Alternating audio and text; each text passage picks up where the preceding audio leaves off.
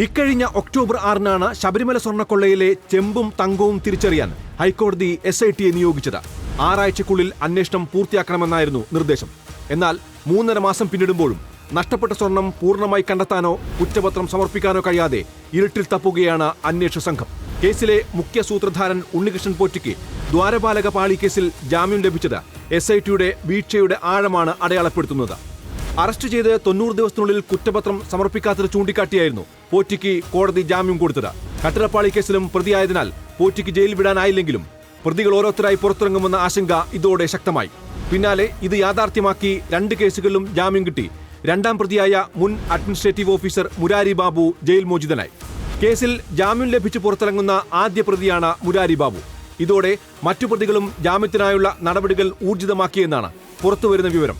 90 ദിവസത്തിനുള്ളിൽ കുറ്റപത്രം സമർപ്പിച്ചില്ലെങ്കിൽ പ്രതികൾക്ക് സ്വാഭാവിക ജാമ്യം ലഭിക്കുമെന്ന് അറിയാമായിരുന്നിട്ടും ആ വഴിക്ക് നീങ്ങാതിരുന്നതിൽ വിമർശന മുനയിലാണ് SIT.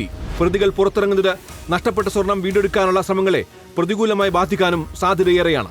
SITക്കുണ്ടായ വീഴ്ച ആയുധമാക്കി സർക്കാരിനെ പ്രതിക്കൂട്ടിലാക്കുകയാണ് പ്രതിപക്ഷം.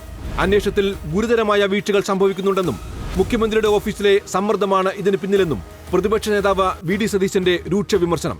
സംശയമുനയിലുള്ള മുൻ ദേവസ്വം മന്ത്രി കടകംപള്ളി സുരേന്ദ്രനെയും ദേവസ്വം ബോർഡ് മുൻ പ്രസിഡന്റ് PS പ്രശാന്തിനെയും വീണ്ടും ചോദ്യം ചെയ്യുമെന്ന വിവരവും പുറത്തുവരുന്നതോടെ CPIM-ഉം സർക്കാരും വീണ്ടും പ്രതിരോധത്തിലാവുകയാണ്. SITയുടെ മീതെ അതിശക്തമായ സമ്മർദ്ദമാണ് മുഖ്യമന്ത്രിയുടെ ഓഫീസിനുള്ളതെന്ന്. നഷ്ടപ്പെട്ട സ്വർണം വരെ കണ്ടെടുത്തിട്ടില്ല, ദ്വാരപാലക ശില്പം കണ്ടെടുത്തിട്ടില്ല. ഈ കുറ്റവാളികൾ ജയിലിൽ നിന്ന് പുറത്തിറങ്ങിയാൽ അന്വേഷണത്തിന്റെ റഡാറിൽ നിൽക്കുന്ന ആളുകൾക്ക് കൂടി അവർക്ക് ജാമ്യം കിട്ടുന്നതിന് ഈ ജാമ്യം ഒരു കാരണമായി മാറും. ശബരിമല അയ്യന്റെ സ്വർണം കട്ടവർ തടിതപ്പുമോ?